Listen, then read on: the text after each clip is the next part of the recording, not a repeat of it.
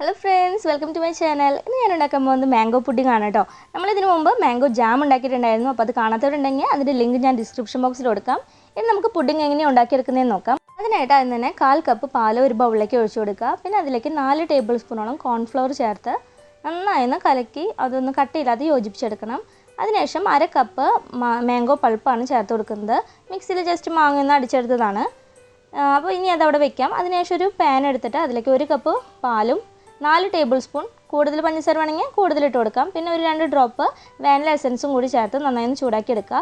ചെറുതായി തിള വരുമ്പോൾ അതിലേക്ക് നമ്മൾ ആദ്യം കലക്കി വെച്ചിട്ടുള്ള മാങ്ങയുടെയും കോൺഫ്ലവറിൻ്റെയും മിക്സ് ഇട്ടിട്ട് നന്നായി ഇളക്കി യോജിപ്പിച്ച് കൊടുക്കണം.